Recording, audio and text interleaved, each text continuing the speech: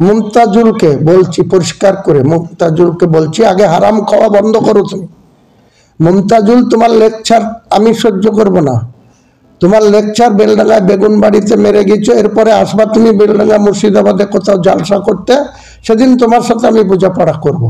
তুমি কত বড় দালাল হয়েছো।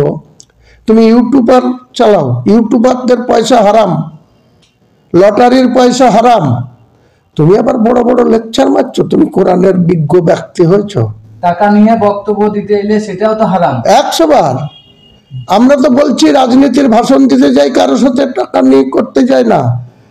30 বছর আগে থেকে কংগ্রেস করতাম, তখন কংগ্রেসের নেতাদেরকে জেলায় আলী হোসেন মন্ডল বলে এক নেতা ছিল, তাকে যখন আমি কোনো সময় বলতে গেছি যে আমাদের শক্তিপুরে আসেন, রেজিনগরে আসেন, একটা ভাষণ দিতে হবে একটা মিটিংয়ে, তা আমাকে বলতো আমার কাছে তো টাকা নাই, আমার অ্যাম্বাসেডারের 300 টাকা তেলের দিয়ে যাস তাহলে যাব।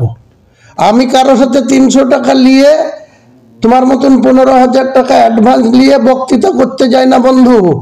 তুমি আগে হারাম খাওয়া বন্ধ করো, তারপরে লেকচার মারবা। মমতাজুল, তোমার লেকচারের ধার ধারে না হুমায়ুন কবির। তুমি মুর্শিদাবাদে যেখানে জালসা করতে আসবা, তোমার সাথে ওই কথার কৈফত আমি নেবো, তারপরে তোমাকে ছাড়বো। দেখি তোমার পিছনে কে আছে, কটা লোক তোমাকে সাপোর্ট দেয়, দেখবো আমি। তোমার জালসা করে খাওয়া বন্ধ করে দেবো, তোমার মুনাফেকগিরি করা বন্ধ করে দেবো।